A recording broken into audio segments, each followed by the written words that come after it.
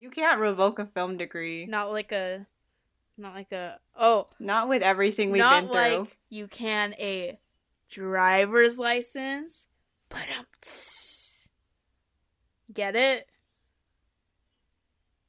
Get it? Yeah. Yes. Because Olivia? Yeah. Is this the intro now? Okay. Okay, hello everyone. Welcome back to another episode of Pineapple Headache. Thank you for being patient with us. We went on a hiatus and then didn't tell anyone. Yeah, May was a lot. May was a lot. It's still a lot right now, actually. We went through the triumphs and defeats, the epic highs and lows of May 2021. Yeah, a lot of transitions and changes and life events, I guess. Yeah. That we may or may not say maybe in a later episode, but there are more important things to talk about today. Is. And also, this is probably going to go up not in May, which is unfortunate because May is the month of our people. Oh, yeah. Yeah, for anyone who doesn't know, which is unfortunate because you should, it is Asian American Pacific Islander Heritage Month. Quite a mouthful, but yes. And today we're going to talk about Filipino American icon who blew up. Icon up and who coming. Was blown up with her debut album, her debut album, Sour, Miss Olivia Rodrigo. Wow! Yeah! I can't wait for concerts and hearing people be like, yeah! I don't even know if was that even what it sounds like? I don't remember anymore. She is most well known for her iconic role in Bizaardvark. Dude! The second-rate iCarly, Disney's attempt at iCarly. Featuring Jake Paul. Jake Paul was on the show. Is what it also... Yeah, that's probably what it's most known for. But more notably, it actually... Because at the time Bizaardvark was out, I didn't know Olivia Rodrigo was actually, like, Filipino. Mm-hmm. So, technically, the leading characters were two Asian American women. And unfortunate that was the show that they were leading. Yeah, with Jake Paul. That's, like, a crime against humanity. And I hope Disney has paid them back in full for the trauma of that. Well, I mean, she's still working for Disney because she's in her other lesser-known role. Nene? Yeah. Well, at least maybe that's why she transferred to Disney Plus. She was like, I've had enough of these Disney Channel people and their Jake Pauls. Yeah, so both me and Madison were really excited when the album came out. Listened to all the singles when they came out. I'm a big fan of her music videos, specifically the Good For You music video. I was like, wow, let me eat up that aspect ratio. Yes. Let me eat up those colors. Yes, and it was so funny, like, when Driver's License first came out in January, it was like, because we both had watched the High School Musical show, the musical, the series, as it's very annoyingly called on Disney Plus, so we already, like, knew of Olivia, and, like, the other people on the show who may or may not be involved. We knew her in Bizaardvark. Okay, yes, we knew her in Bizaardvark, but then we saw her musical talent in High School Musical, the musical, the series, and she wrote songs for the show as well. So she was already on our radar, but a lot of other people our age and older seemed to be unaware that she existed and were being all obnoxious about it. They were all like, I'm a millennial, I don't know what this Gen Z drama is. I need, like, okay, first of all, I'm gonna put in my 2 cents about Olivia Rodrigo's character and the casting, because I just think that Nene, her character, wasn't really that interesting. I'm just gonna say it. I didn't really like her character, and I don't really like her storyline. She was a hot mess in the finale of the season 1, and yet somehow she got into art conservatory. Oh yeah, it was like a boarding school for theater kids. Yeah, and honestly, like, whenever she sang, like, the High School Musical, like, covered High School Musical songs, I was just kind of like, it's okay. Yeah, like, it's they fine. really didn't do her voice any justice. And also, to be fair, I didn't like any of the High School Musical covers on the show, except what Joshua Bassett's cover of When There Was Me and You on guitar, I was like, this is good. Yeah. The rest were not good. But she really shined with the songs that she actually which were wrote. All I like Want, All I Want and Just for a Yes. Moment with Joshua Bassett. I'm just also saying I don't have the greatest history with Joshua's. I mean, yeah, I think it's just J names you have to be careful of. Yeah, so for those who don't know, so Joshua Bassett plays Ricky, the other, like, co-star, like, basically Olivia Rodrigo's the other main character, and he's the male main character. And the first season of the show is about how they were, you know, two high school students who were dating and in a committed relationship, and then Nene said the L word, and Ricky got scared off and suggested they go on a break. So then Nene moved on with another guy, and they come back to school, and she's like, I'm with another dude now, bye. But then, of course, as the show goes on, other dude turns out to be problematic, and then she ends up getting back with Ricky in the finale. So that sets up for season 2, which is currently airing. But so, of course, as these things tend to happen on Disney teen productions, there may or may not have been a showmance in real life where the people playing the love interests became each other's real life love interests. That was like, I mean, it was never confirmed that Olivia and Joshua dated, but I think there was a lot of heavily suggestions that they did. Also because if you watch they did a like behind the scenes thing for this first season of the High School Musical show, and they were like all over each other, not like PDA, but they were all like, oh, Josh is my best friend, Olivia's my best friend, we do everything together, we always go to the piano together in our new room, we got to write a song together. Like, they were all like hyping each other up and just so all over each other in that special, and I was just like, wow, there is definitely something here. I think last spring, whatever had happened had happened, and it was done, because then Joshua was spotted going out with Miss Sabrina Carpenter, another Disney Channel girl from the very questionable show Girl Meets World, and the also other questionable Netflix film Tall Girl. Yeah, she needs a better acting resume. Yeah, her voice is pretty, but like when she sings, but also this whole drama when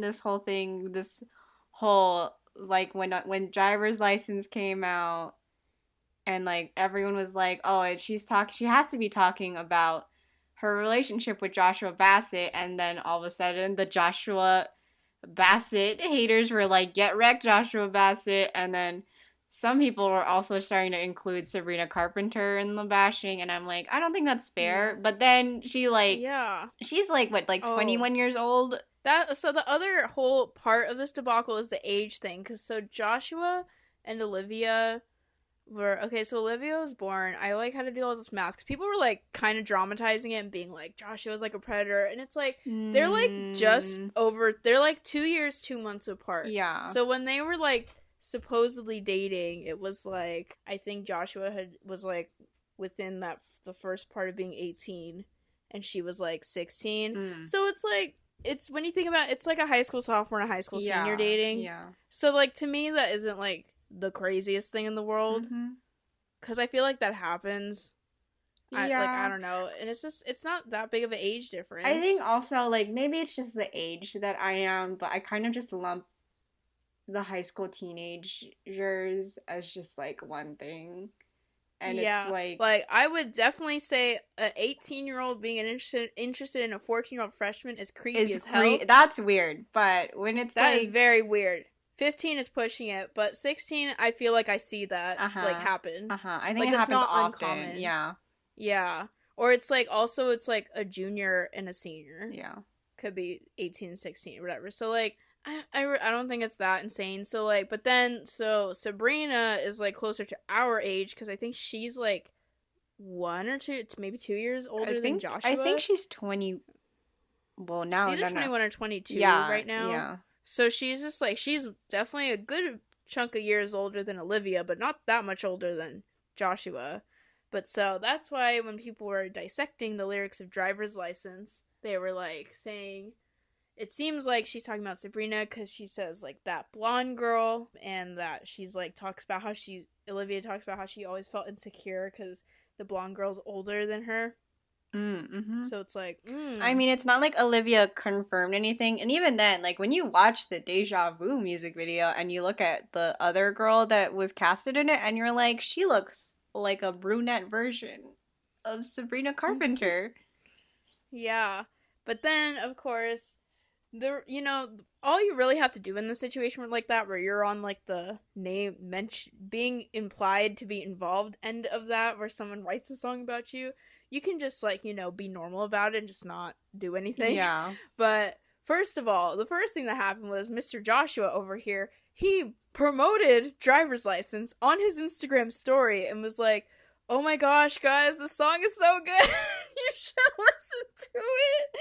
Like, to the point where it became a meme, because then I saw people, like, making, like, fake screenshots of it being, like John Mayer boosting, like, Dear John by Taylor Swift, being like, guys, you should check out this song, it's so good. Because it's just like, bro, read the room.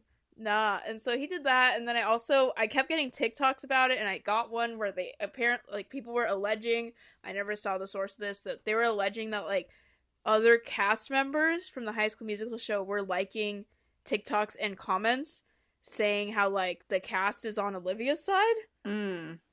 Or so, like, some kind of falling out had happened that, like, kind of, like, other people who were on the sidelines were kind of, like, taking sides, supposedly. Because part of the thing was that he moved on really fast from the relationship. Yeah. And so, like... And supposedly, like, because even though they were only 2 years apart, there was, like, allegedly some part of it where they weren't gonna get super serious. Like, he was gonna kind of, quote-unquote, wait for her, I think, before they got really serious. Like, wait for her to turn 18, which has all kinds of, like, implications. Yeah. But, like, it's, like, I get it, like, whatever, but, like, so there was, like, that kind of thing added onto it, too. But so then the big thing that happened was then, like, Joshua released his song. Lie. Which he was like, he had wrote it and, like, showed part of it on his Instagram, like, a year and a half before. So it was definitely not about her or the relationship.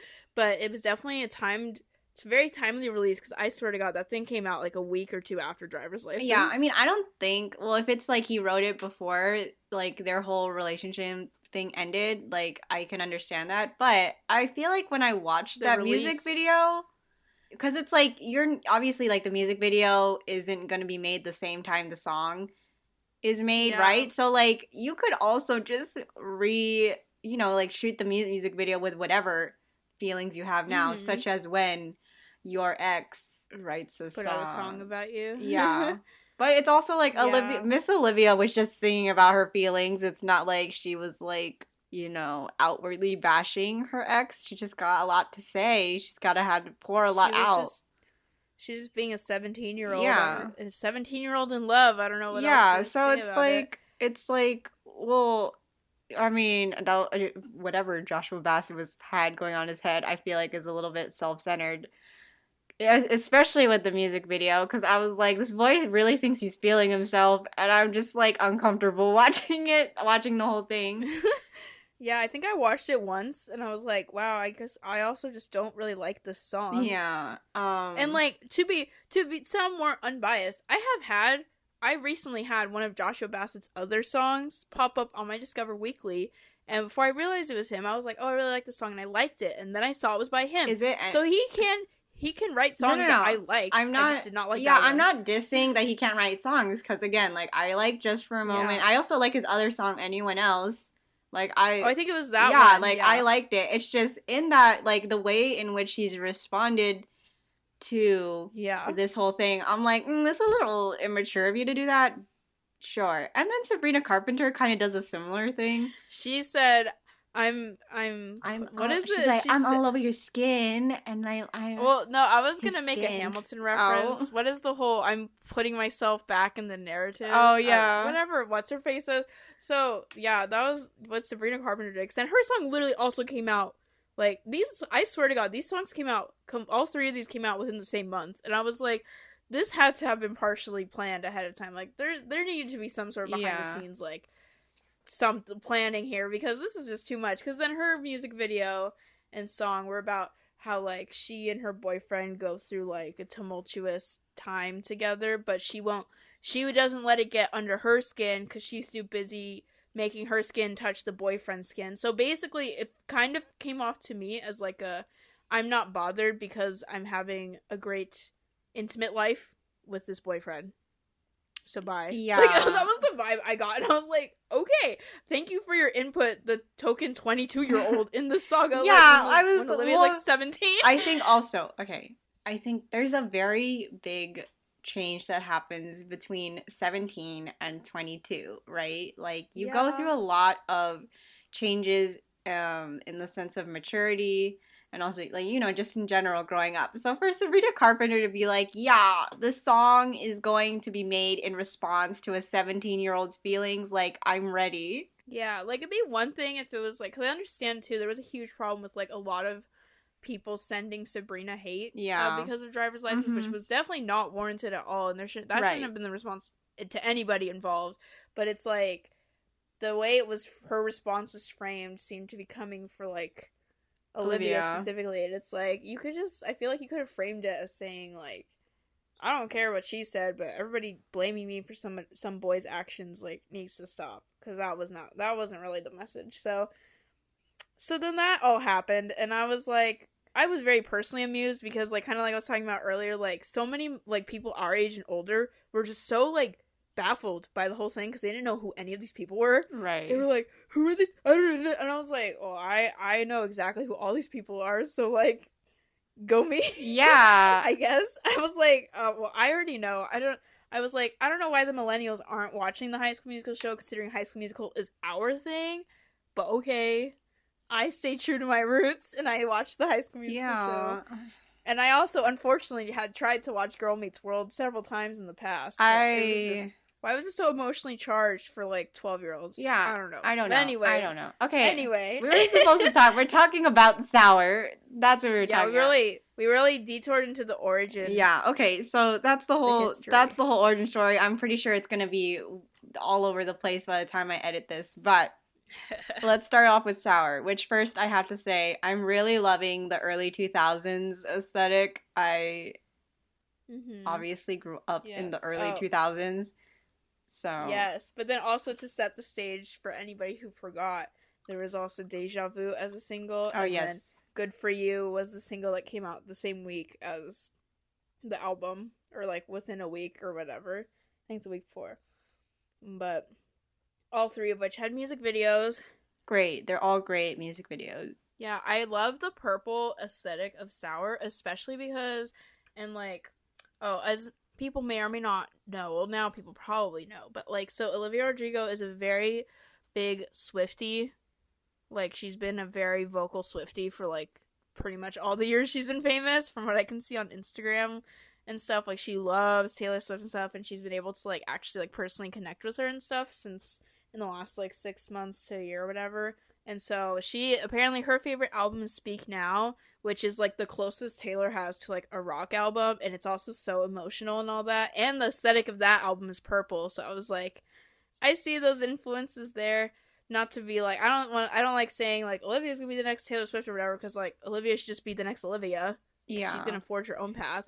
And honestly, her debut album is better than Taylor's anyway. And I think like further going, I mean, we're gonna mention it more as we go into the songs, but you can definitely feel a lot of the influences, the music influences that she's had growing up. You know, like when we were listening to Good For You, I was like, bro, this sounds a lot like Misery Business. Yeah, like for sure. And it works so. Yeah, it's like very Misery Business. And then like I remember when Driver's License came out, people were like, this is like Taylor and Lorde in one song. And and it's like, it's so interesting to see like how like the young people who are like old enough now to be up and coming like songwriters and stuff, seeing how the music we've grown up with in the last 10 years, like for people who were little kids during that, how that really shaped their brains from an early age and stuff, to how they're like approaching songwriting now. Yeah, I don't know, very interesting stuff. Psychology. Yeah. Oh, I also want to note, because I remember this was a whole thing, and people were talking about, because it's her with a bunch of stickers on her face, right? People were like, oh my god, that's so childish. And I'm like, Stickers? The same people who be putting stickers on like their hydro flasks. Yeah, exactly. And laptops. And I'm like, why are the same people keeping Redbubble in business? Yeah, I was like, what the fuck? Why are people making these comments? First of all, it's an 18-year-old. Yeah, so at the time she was probably 17 still. Yeah. She just turned 18 in February. But also, when were stickers ever seen as like a thing for like little kids? Again, we've been putting them on our hydro flasks, on our laptops. If anything, I feel like stickers used to be seen as a childish thing, and now because of sticker culture, we've made it an adult thing. Yeah. Or like an all ages thing. Mm-hmm, mm-hmm. Which, I don't know, I feel like it worked for the cover. It looked cool. Yeah, I really loved like the aesthetic that she was putting for. And her tongue. Yeah. The sour tongue. Mm-hmm. So the album. I just have one general note. My first general note about the album. I think Olivia is really good at writing bridges. It's always the bridge that really sticks out to me. I noticed it with Driver's License. I noticed it with Deja Vu. And especially listening to like most of the songs on the album, I was like, this is like her thing. Could literally just be writing really good bridges. I know. Like, I was like, again, not to go too far with the Taylor comparisons, or not really comparisons, but it's like, that is somewhere where you can see that, because that's the whole thing with Taylor, is she's all, like, her bridges, is that's what everyone's, like, always talking about. And I was like, that is somebody who definitely grew up listening to artists with good bridges, is Olivia, because all of her bridges hit, like, really well, and they're all, like, just, like, they're just so chef's kiss. Okay. She's a whole engineer. For all the non-people or the non-music people, or who don't know what a bridge is, but I feel like it should be common knowledge, but like, it's the red lights, stop signs. As best as I can explain it, it's like, you know how when you listen to a song, it's like verse, chorus, and then there's going to be a different part called the bridge, where they kind of like do something a little different, so the chorus at the end can really like pop off, stand out. Yeah. So it's the red lights, stop signs, and then in Deja Vu, it was like I don't know the words Deja Vu, but it was like ice cream Malibu. But for good, I mean, that was a terrible cover. And Good For You, where she's like, your apathy's like a wounded soul, like that whole part, and especially music video wise, the swell for that, where she's like the fire burning in the room. I was like, oh, this is really cool. Yeah. Yes. And I guess since we're going general, should we mention our top fave current song? Because I feel like this is a good transition into mine, which my top fave song from the album is still Driver's License. And I think it's because of the bridge. Oh. Like, I just love that bridge to death. My favorite song right at this moment is One Step Forward, Three Steps Back, which I know is based off of Taylor Swift's New Year's Day. Yeah, it's the last song on Reputation. Yes. I had not listened to New Year's Day until probably like an hour ago when Madison was like, bruh, you should listen to it. And I was like, yeah. I mean, the contrast is very interesting because they're two very different feelings. Yes. Yeah, because Reputation is all like, you know, EDM and rave kind of, I don't know if it's rave kind of sounding music, but it's all like kind of heavy electronic stuff going on, and it's all intense. And so that's the album closer, is New Year's Day, which is literally just a soft piano track about being like, you know, if you picture this whole album as like a whole long night out on the city going out partying, it's like, who's gonna be there the next day and onward. And that's what New Year's Day is about, is it's like, who's gonna be there with you after New Year's Eve on the morning of New Year's Day, being like, yeah, time to clean up from the party and go forward together. And then, you know, Olivia's song is like angst. Yeah, I mean, I'm sure it's like someone she probably would not want to be with on New Year's Day. Yeah. Oh, and also just she interpolated New Year's Day, which from my understanding means when a person, instead of sampling a song in another song, is when you actually take the actual track, like master recording, and put part of it in your song. Interpolating is when you take the like music itself, like the actual like melody or whatever, and you recreate it and re-record it yourself. And so basically the piano riff Olivia recorded herself, but why that matters is then the only people who will get credit and money from Olivia's song is going to be the writers of the original song, instead of the person who owns the master recordings. So Scooter Braun is not getting a cent of that. Yes. Wow, good for, again, it's also just like the relationship with Taylor and her It's so cute. protege, I love them. Olivia Rodrigo. I'm hoping for Yes. their collab, their tour, their I want them to do a mashup of those two songs so yeah. bad. Like the contrast would be like so much. Imagine if it were like Olivia Rodrigo were like opening, like the opening act, right, for Taylor Swift, and the way to transition to it is just them performing a mashup of Of those songs. yeah, and it's like what a way to like enter into or to like start the actual main act. Yeah, and it's just like Taylor's like, yeah, hold on to the memories and I will hold on to you. And Olivia's just like, this person left. Like that would be what the lyrics sounded like together. Yeah. Is what that would sound like. But I would be down. Yeah. Okay, well, let's just go into how, well, like how we what we thought about all of the songs, right? Me and Yes. Madison and two of our other friends had a listening party right when the album came Yeah. out at midnight Eastern Standard Time. And Mm-hmm. there was a lot of vocal reactions I remember from me because we were all watching the lyric video so we could like see what Yeah, we wanted to absorb the words yeah. because I know if I just listen to it without words in front of me, I'm not going to get what's going on. Yeah, but when Brutal came on, which is the first song, when Brutal came on, it starts off with that slow, like, like that violin, like And then her talking when she's like, I want it to be like messy. yeah, and then That's what she says at the and beginning. then just like starts banging off, and you're like, oh, she's angry, she's I was upset, like, she's where was angsty. where was that song when I was I know, 17? like right when that happened, it was like I regressed back into my 17 Yeah. angsty self, and she was like, oh my gosh, I wish I had the lyrics pulled up because I could have a, oh my Oh, gosh. I'll have them. I'll pull them up on my phone. She's like, I'm so sick of 17. Where's my fucking teenage dream? And I was like, honestly, my teenage years were not my golden years, so like No. I know, and then she's like, if someone tells me enjoy your youth again, I'm yeah. just like, ugh. I feel like that really applies for like teens and 20s Mhm. about people older being like, oh, enjoy this time, Yeah. and it's like, dude, we have problems too. Yeah. But it's like Brutal just has such an energy to start with, and you're like, oh, like we're gonna get into it. We're going back Yeah. to my 17-year-old self. Dude, if this song had come out back then, I would have made it my whole personality. Yeah. In high school. And it was interesting because I was watching her YouTube thing, like the live stream before the album dropped, and she had talked about how Brutal was actually the last song they wrote for the Really? album, and it was like at the last possible second within the last couple weeks before they had to have the whole thing done.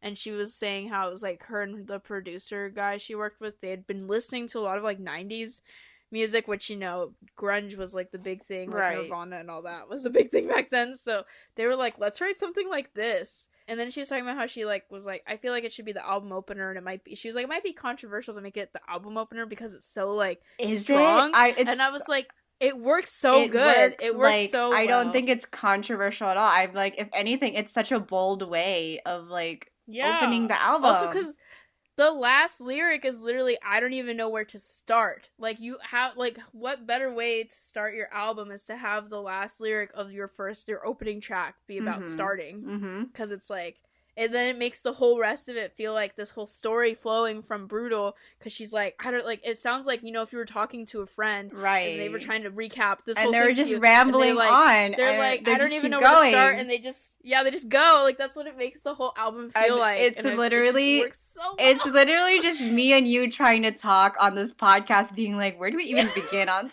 certain things? But yeah, I was like, yes. Oh.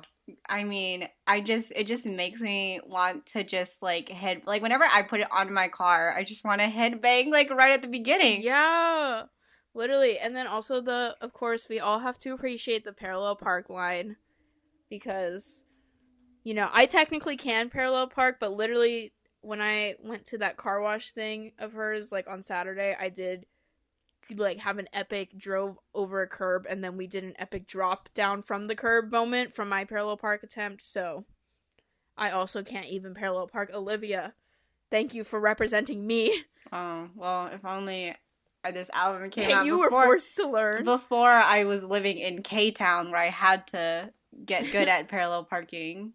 But yeah, Maybe I'll regress back. Thank you for opening with this. Yeah. Maybe you'll regress as part of your teenage regression. You'll forget how to parallel park because maybe the lack of practice. Yeah. Okay. The next song. Traitor. Wow. That was like a whoa. A lot of these songs, my first reaction was like, whoa.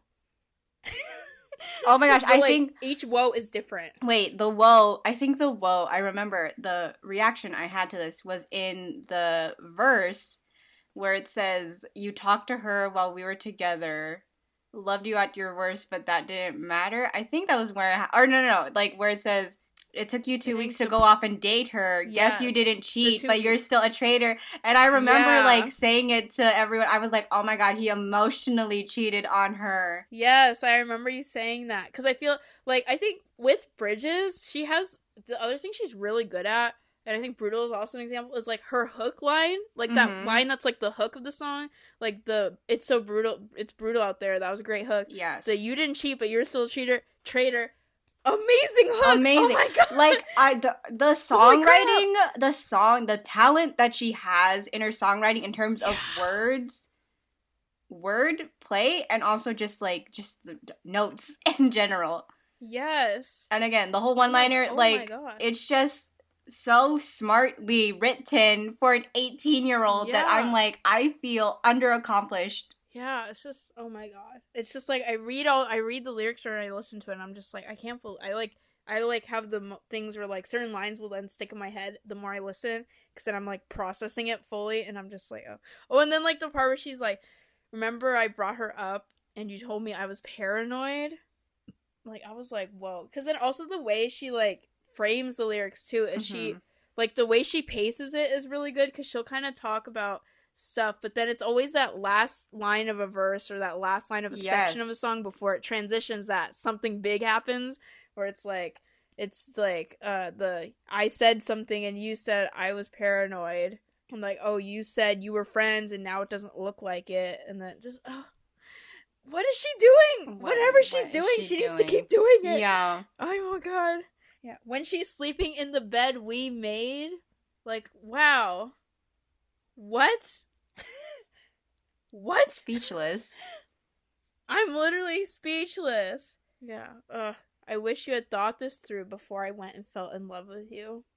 I think this song has been doing really well in the charts. I've kept seeing a lot of, like, specifically with Traitor, yeah. I mean, all the songs have been doing really well, but a lot of people were, like, really blown away pretty, like first impressions. Traitor was, like, a first standout, I think, for a lot of people. Yeah. Just... Well, next is driver's license, and we all already know that. We all know. I think my only notable thing, and I've already said it, it's just the bridge. Like, the standout has to be the bridge. The bridge! Oh my God! It's literally unreal. Yeah. Like, I'm just like, what? And then I actually watched her, what is it, the New York Times, they do that thing where it's like I forget what it's called. They have this series on YouTube where they interview singers about a single song, and it's like dissecting the song or something like that. And so I watched the one with Olivia, and she was saying how she was like, yeah, we were in the studio, and then like we were coming up with the bridge, and then one of us said like red lights and stop signs, and she was like, come up with car things, and they just kept yelling like car related words to me, and then they would just take ones that sounded good and made up like things that went with it, and I was just like, oh my gosh, you are a genius. Like, just imagine being in a studio with someone and you're like, we need more words, and being like, someone's like red lights and the other person's like stop signs. I mean, if anything, white cars. This like sounds like how an 18-year-old or 17-year-old would write music. Yeah. Right? Like, it's kind of, it's like, it sounds like it came from a high school English class, but in like the most complimentary way possible. Like, I've read a lot of bad stuff in high school English classes, but this would have been a stand out to me as like this is actually kind of good. Yeah. In a high school English class. And then it just works really well in the song. And then just, I drive alone past your street. Yeah, okay. We get it. And then next is your song. Oh, our songs are next to each other. Oh, yeah, one step forward. I like how your song is sandwiched between the singles. I didn't realize that, huh? Because sometimes I'd be like, wow, did she put all this? Because I'd be like, I'd hear Deja Vu and Good For You back to back, and I was like, I've just heard Driver's License recently too. I'm like, did she just put these all back to back to back? And I was like, wait, there's one between them. Yes. I really like I mean, the lyrics. Well, I remember I told you and my boyfriend because we were talking about Sour, and like I feel like the chorus is the most like interesting part to me because I don't know how to explain it, but it's not like offbeat, but she like sings offbeat, but it doesn't sound bad. Like Yeah. when Oh, like when she puts all the words yeah, in that one where she line. says, "Cause it's always one step forward." She's like, "It's always one step forward and three steps back." Yeah, like she probably sings it better, but when she sings one step for always one step forward because of all of the syllables, I guess it sounds like she's rushing through taking that one step forward because it's like, oh my gosh, like we're getting some progress in our Oh, relationship. shoot. But when it comes to saying I three didn't even steps back, realize. it's like slower, and so it's like kind of like a never mind, it's not what I thought it was. Or this is Damn. my I never even interpretation of realized. what I I think feel like it is. that's so interesting though. It's like I can see like that makes a good visual in your mind. Like you can see it's like taking a step forward, but then quickly walking back 3 steps. Like I feel Yeah. like that's the visual I get from that. Yeah. And I feel like it also captures the thing of like, if this guy, like you're treading very carefully with this guy because you're so confused on what you do, or what could happen, because she's like, I'm the love of your life until I make you mad. And it's like, do you love me, want me, hate me? And she's like, I'm confused. I don't know what's going on. That's so much conflicting signals for sure. Yeah. Or it's like, which lover will I get today? Will you walk me to the door or send me home crying? She did that. Yeah, And that. just the way that it's with the Taylor song, I'm just One like, step forward and three steps back. Yeah, yeah. See, ugh, I don't even have words. but she's like, and I leave you, but the roller coaster's all I've ever had, and I feel like Yeah. it helps lead into the other songs, like. I think Deja Vu's next. Mhm. Yeah, that's a good transition line, just being like, here's the roller coaster. Yeah, car rides. Which first of all, the drive going down PCH towards Malibu is like actually a roller coaster ride. It's very winding. Very winding, and there's always traffic. Yeah. This bridge Down also is just so good. Malibu. Oh, I was right. Strawberry ice cream in Malibu. Yeah. Don't like we didn't do that shit too. Mm-hmm. You're trading jackets like we used to do. Yeah, everything is all reused. Also, she has this thing in her music videos where she likes to use a lot of screens. I don't know if you noticed it, but like she was bashing those TVs in the Deja Vu video, and then she had the Samsung phone in the Good For You music video, and it just creates such a very like interesting picture, because it's like she has all of these like disjointed parts and memories of her relationship, and she's like, it's just kind of like, what the fuck's happening? I'm so confused. Again, this is just an interpretation. I don't know what Olivia's thinking in her head or what the directors are thinking. But the fact that she leaves it open for such like specific interpretations, it's like, wow, that means there's a lot of material. And it's like, the whole thing with Deja Vu is that you're seeing things like over and over again, or you think you're seeing things over and over again. So to have, I feel like I saw this before. Yeah, so like to have that visual of like, here's a bunch of different screens showing like different things, and you're like, have I seen this before, or is this something I've seen before, or I think I've seen this before? I feel like just captures the whole thing of Deja Vu. And then when she breaks it, she's like, no.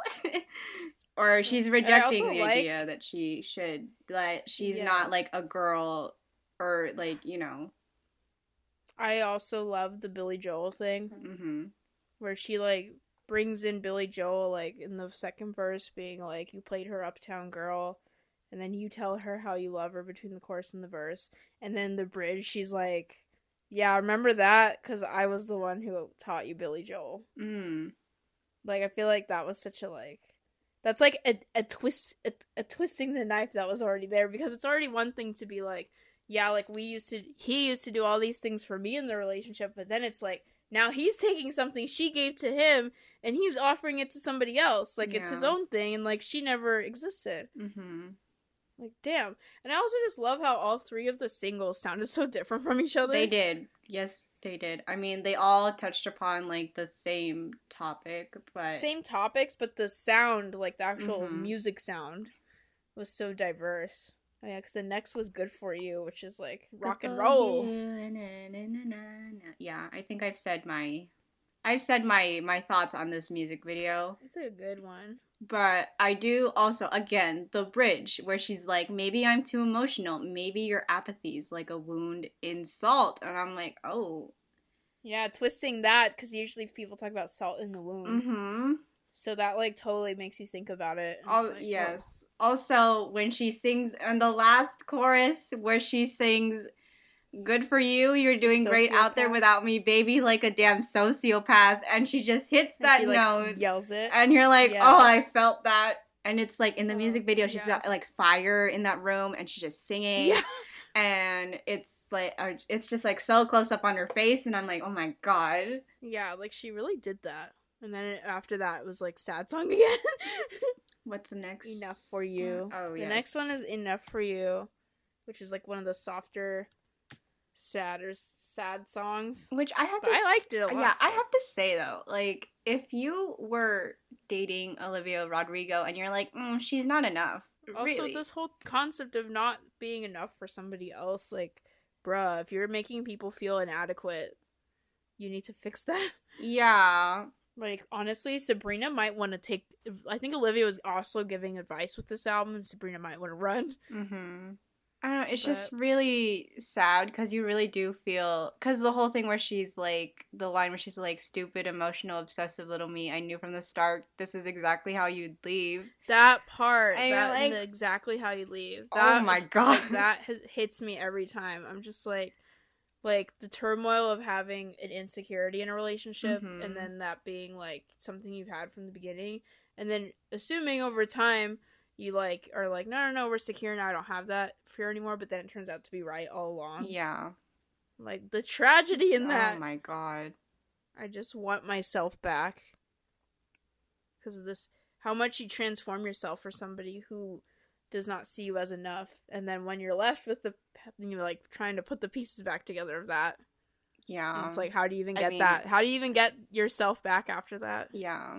And I think I'll have like more thoughts on it when we get into favorite crime, because that also touches on that too. But I'm gonna wait on that.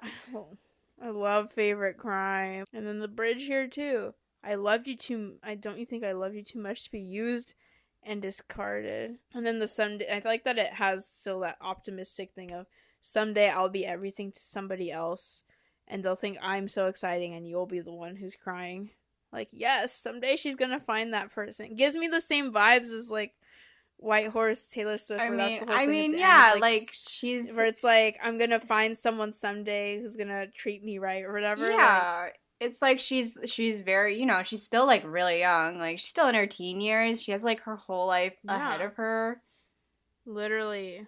Okay, next song is Happier, which actually this song has been climbing up my ranking of the songs. Yeah, this one stood out to me pretty early on. Yeah, so I really like the melody of the chorus, because again it still captures that thing of like back and forth where she's like, I hope you're happy but not like how you were with me. Yeah, the don't be happier. Yeah, that is again the hook. She did it. She got such a good hook. I hope you're happy but don't be happier. I have a concept. Wow. I have a music video concept. Miss Olivia Rodrigo, if she's ever listening.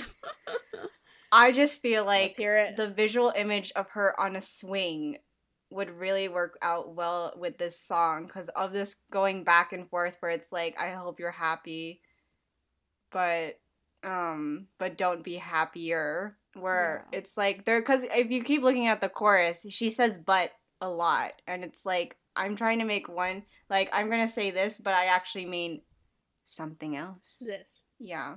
Yeah. Like, if it were just her on a swing at night, depressed because she's trying to wrangle with this feelings of her breakup and her ex who is dating another girl 2 weeks later. Mm-hmm. A lot of feelings rocking back and forth. Yeah, and also, like, I like the part in the second verse where she talks about how, like, now she, like, picks her apart, like, the new girl apart, and then she can realize, like cutting her down will make you miss my wretched heart. And she's, like, saying, like, now I'm trying to find all these problems with her because I'm so, like, mad about the situation. Mm-hmm. But it's, like, what will that gain me? Or like, now it's just gonna make me look worse. But it's like just part of the whole processing. And then I also think it's so interesting because like her logo is a butterfly and she uses like butterfly stuff in her merch and visuals or whatever. And then she like is like she looks like she uses butterflies to talk about this other girl. Oh. But like the butterfly is her logo. I was like, oh, interesting. Yeah. I like how the bridge on this one is just ooh ooh. It's not, I mean, she has, you know what, it worked. It works. Like, she's got so many bridges to write. She just needed to put something in. But yes, I think a music video of just Olivia Rodrigo, like, playing just on a playground alone would be visually great for this music video. I feel like that would go well with the school imagery, and good for you. So, the next song we have, now that you mentioned what you said in Happier, we're leading into Jealousy and jealousy my, like, the line that stood out to me for Jealousy was, their win is not my loss. I know it's true, but I can't help getting caught up in. I don't even know. Oh, I see. Caught up in it all. Yeah, my Genius lyrics is like tripping out on this. Which, like, I feel like, I mean, I'm sure we've all been jealous before, but the whole thing of their win is not my loss, I feel, is something that I have to remind myself a lot of the time whenever I compare myself to other people, where I'm like, it doesn't matter. It doesn't matter. It doesn't affect me. It doesn't affect me. It doesn't have to affect me. Just this whole song, it just has an interesting groove to it. That I think is really interesting. And I remember when we were listening, you mentioned something about the piano during the bridge. Oh, yeah. It was playing the like, random notes. It was, yeah, I feel like it... Oh my gosh. It was like very discordant notes that were being played that I was like, oh, okay. But I feel like it kind of captures that thing when you're jealous, right? Where you're just trying to make sense. Where I feel like you kind of lose sense of reality. Yeah. Because you're so caught up in it. It's like a very... It was like this... Because now I pay attention to it every time I hear it because we're pointing that out. Because I feel like the notes get... more and more, the piano melody gets more and more twisted as like the like what she's saying in the bridge gets more and more twisted as the jealousy twists her and her more, and how she gets like deeper into it, because the bridge is where she like really starts going off on whoever it is, because this one is actually not just like a breakup song, this is just a general being a teen girl and stuff, because then she's like talking about, oh, you got your friends, you go out every night, your dad has a nice car, you have like rich parents, you have like this nice life, you're really pretty, you have this great book. Like, she just starts listing all these things, like not even trying to like, you know, wax poetic about it anymore. She's just like doing her little grocery list of here's all the things, and it's like as that goes on and as she gets deeper, it's like the piano gets more and more like creepy sounding, because it's like that's kind of the vibe of jealousy. Like, you kind of lose so much sense of self when you get too deep into it. Just like, oh, it's such a good song. She did that musically, like, I mean, can you just imagine, like, when they're just her and her music producer just in that room just like playing out the bridge, and you're like, I'm sure it sounds like this doesn't sound right, and then Olivia was like, but that's why it doesn't sound right. It's like the music and the words don't sound right, so the music should not sound right either. It's just so like, ugh. And then like just, I feel like just the way she like words everything, like it sounds so simple, but it's like, it's so specific that it captures like talking, like saying how like, she's like, I think too much about kids who don't know me. It's like, that's like, it sounds so simple, but it's like, that's kind of like the actual reality of like, what like jealousy and just like insecurity really are. It's like, and it's like the way she just vocalizes makes it so like, it's like it's like so simply put, and you're like, why haven't I been able to put this into words before? But she got it. She can translate it, bro. She says it so succinctly. And then like, and then in the verse 2 when she's like, I see people getting all the things I want. I'm happy for them. But then again, I'm not. And then, like, cool vintage clothes and vacation photos. I can't stand it. Oh, God, I sound crazy.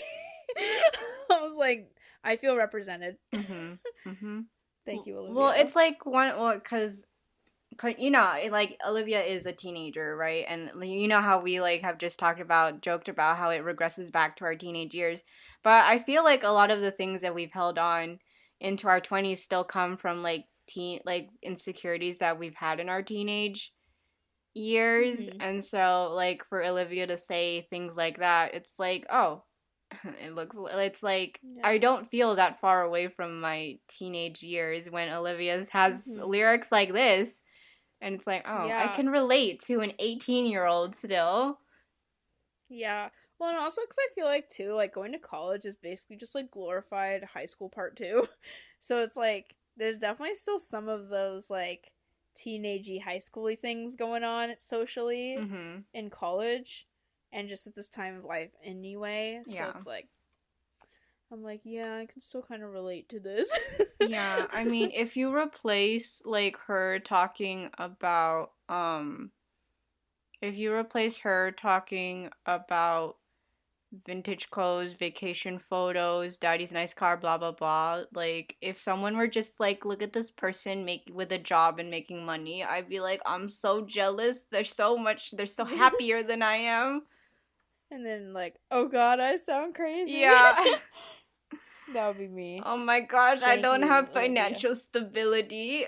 But like even in that case, it's like it has like her lyrics still have that sense of universality to it, where you're like, I know. And then I just love, and I just love the way like the end of the bridge is like happier, prettier, jealousy, like the way it's just like boom, boom, boom, boom. I'm like, yes, like yes. I don't know what else to say besides yes. That's the emotion I'm trying to convey. Oh, but then next is I feel like the real standout in terms of like imagery and storytelling. Favorite crime? Yes. Just yes to this whole thing. Because I feel like people may not realize it right away until they start really thinking about it. Because when I was like reading the words as we were first listening, I was like, oh my god, there's a lot going on. Just like this whole idea of like I was joking. I think I was joking when we were first listening.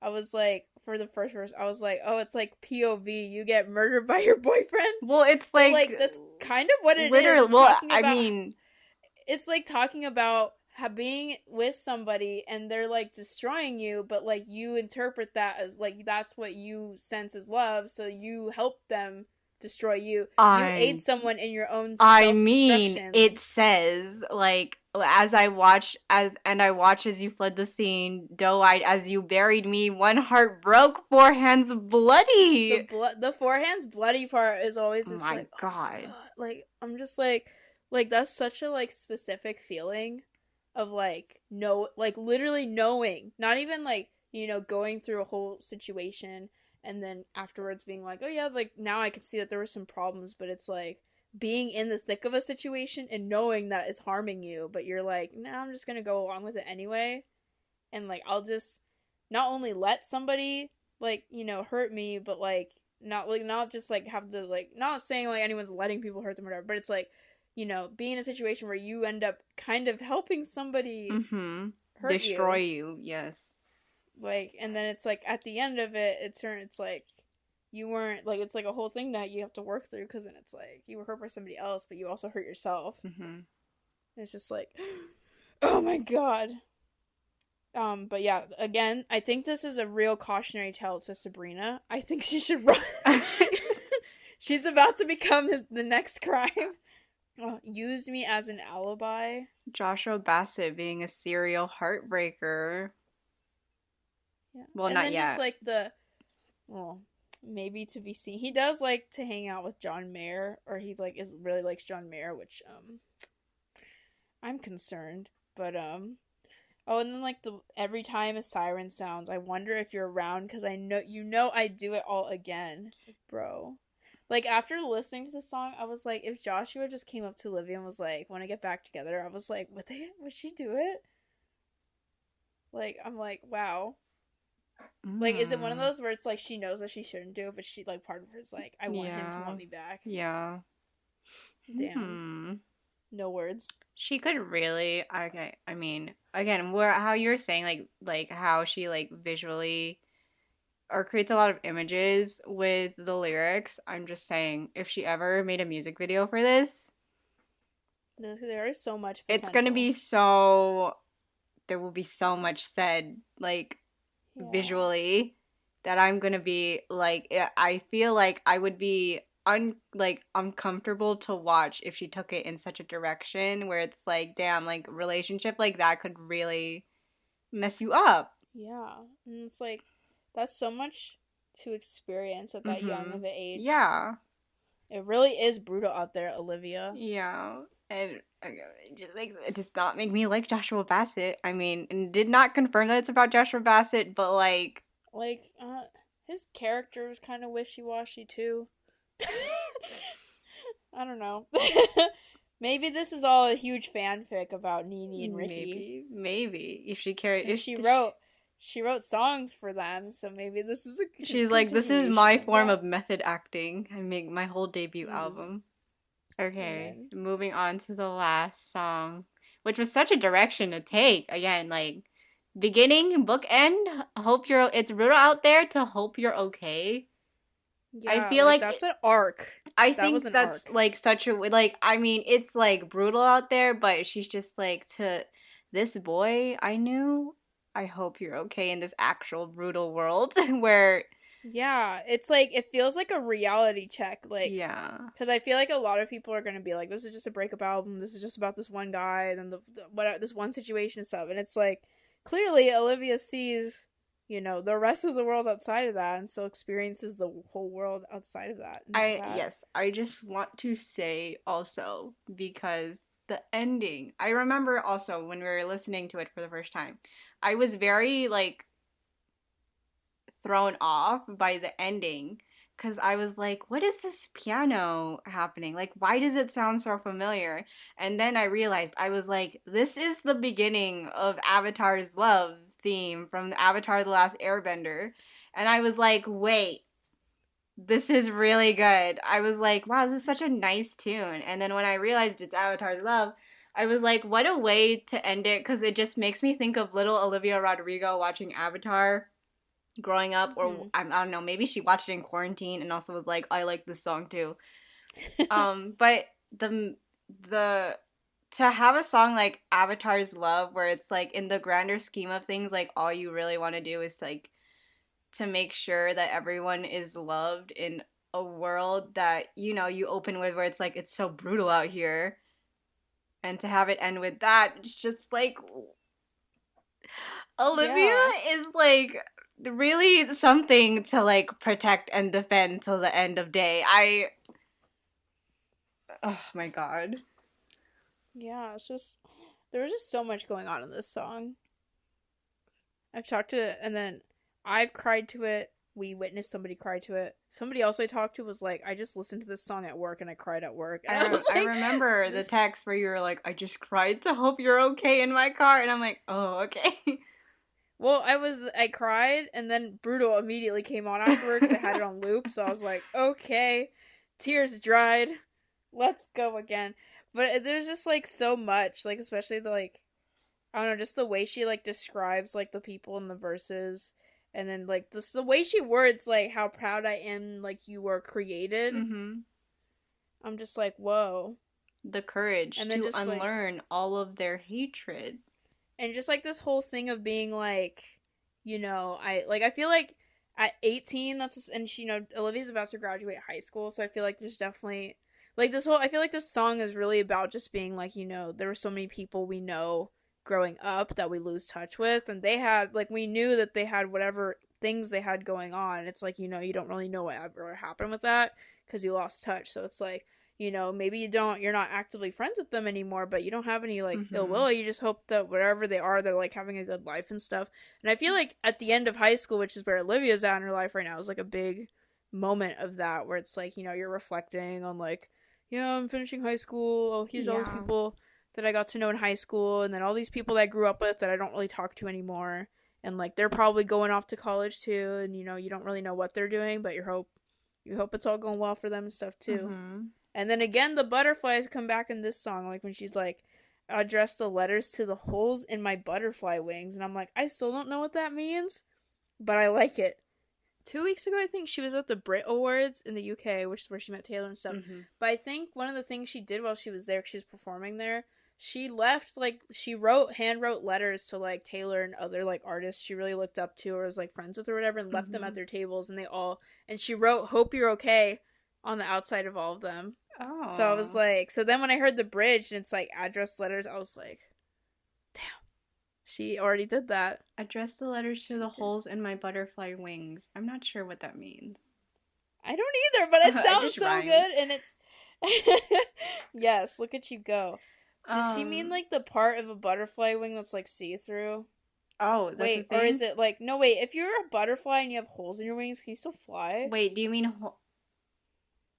address the letters to the hole... Oh, is it, like... Oh, like, I hope these letters can help give you the... So if it's holes in butterfly wings, I'm assuming that's, like...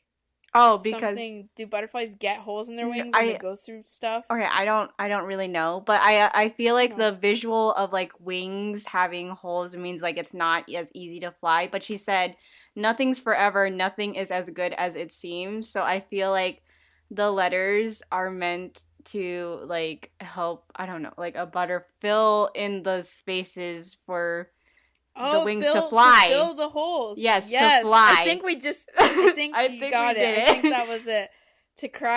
We cracked it to fill those holes. Wow, we're making wide realizations about this 18-year-old's writing. Just like, wow. And then, like, the clouds won't iron out. The monsters creep into your house. Every door is hard to... Like, there was just so much happening in, like, these 5 lines. Yeah. That I feel like I'm going to take a long time it's going to take... We've only been able to get through the first 2, and, like, that was a lot to do already. Yeah, like, okay, monsters, yes. When the clouds won't iron out. What does that mean? I've never heard doors clouds are hard and the word iron in the same That's such sentence. An interesting combination. And then, I guess doors hard to close could be, like... I guess, like, the whole thing of, like, reliving trauma or being so actively experiencing something and trying to... You can't move past it. The clouds ironing out, though, I'm gonna figure that out eventually. Because it's not coming to me now. But it's just so much. Like, damn, whenever I see her live and she sings this... Everyone's gonna cry. The tears are happening. I'm gonna have to bring tissues for this.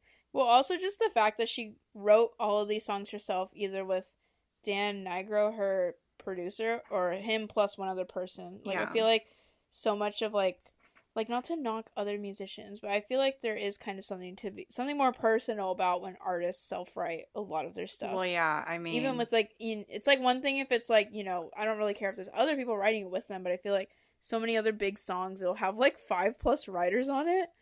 And I'm like, how does that work? Well, yeah, I mean, I think, like, in general, I usually just like people who just have that personal sense of touch to whatever art they make, because I feel like that's how it should be. But, you know, when you have such an industry, like, the mainstream music industry, it's like, okay, we gotta have as many people as possible to make sure we cover our bases, to make sure that this is the most, you know, like, a cookie-cutter song as it can be to, like, get into people's ears. Yeah. Yeah, like, I think the most writers Olivia has on a song in this album is she has 4 on One Step Forward, 3 Steps Back, because she had to include Taylor and Jack Antonoff. But, so that doesn't really count. Yeah. So, wow, look at her go. I'm so excited to see where she goes from here. I am too. Like, it's, even if the album wasn't gonna be as good as this was, like, to even have songs like Driver's License, like, her singles alone, like, they were just very good on their own. Like, again, this is before I listened to Sour. She definitely has potential. I just did not expect it. I did not expect her to hit it out of the park, like, right. Yeah, on the away. First, I've never heard a debut album that I liked this much. Like, where I'm like, where it's actually skipless, where, like, none of the songs are skips. Like, they're all, like, I would listen to each song.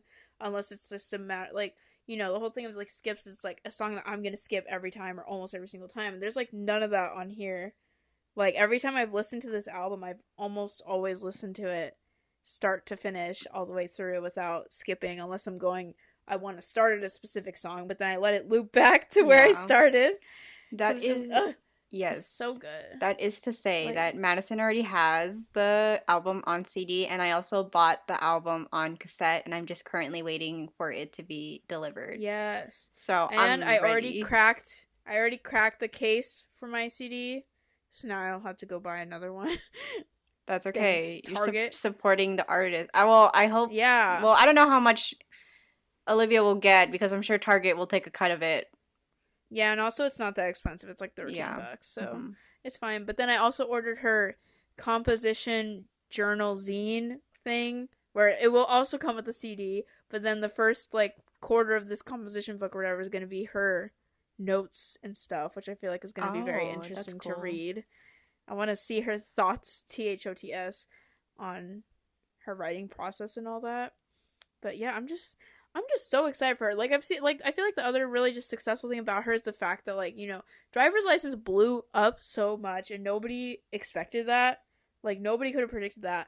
But like she did not become a one-hit wonder. Like No. she She got to this high point with consistently, driver's license yeah. She kept and she building it up. stayed there. Yeah, and now she's already broken I think the record for like having a song like when her debut single, which is like I think "Good for You" counts as that or whatever. Like "Good for You" is like #1 on the Billboard 100 right now, and then her album is also #1. Like no artist has a debut album Mm-hmm. be #1 because it's Yeah. the debut album. So she's doing it. I'm She's just breaking those records. I'm just saying also. It's because it's like I cannot help but think of like, wow, just like what a great I don't know, like just a great musician, I guess for younger people to look up to, but like for her to also, cuz she's also Filipino, right? And I've been seeing all this talk about her people calling her white passing and I'm like, That was a I feel like y'all are confused. Her last name's literally Rodrigo? I have so many thoughts I could say on that, but that would make this so much longer. But yeah, she's literally Filipino. She talks about being Filipino. She's only played like Filipino/Asian American characters. She goes for Asian American roles. She's openly been like on Disney Channel stuff promoting like Asian American heritage stuff. If she wanted to use her white passing ability to actually pass for white and deny that, she would have, and she would only be playing white girls and never be talking about her family or whatever. But like Mm-hmm. that's not what's happening. So she could choose to do that, or whatever, but she's actually like, no, no, no, I want to represent Filipinos. Yeah. So she talked the talk, she walked the walk. I don't know what else people expect. She Anyway, can't change her genealogy. I'm gonna stand my teenage Filipino queen because Me too. she is representing our people well this Yes. month. Yes. Okay, this is the record she broke. She's the first artist in history to have two #1 debuting singles from a debut album. She's the first female artist to debut two songs at #1. And I think the album itself I think is also like the no one else has had a, debut album be like the top right away, so Thank you, Olivia Rodrigo, for providing for the for fans. sustaining, providing for your talent in your Yes. brain. Okay. Thank you everyone. Stan Olivia. Thank Stream sour. but thank you everyone for listening to another episode of Pineapple Headache. Madison, would you say that this episode has been a headache? I think Olivia Rodrigo cured my headaches. The sourness counteracted the pain, and it was gone. I've been healed. Well, there you go, everyone. Everyone go stream Sour if you want to get rid of your headache. Yes. See you at the next headache. Headache. Stream Sour. Yeah. Stream sour for clear Bye. skin. Oh, bye.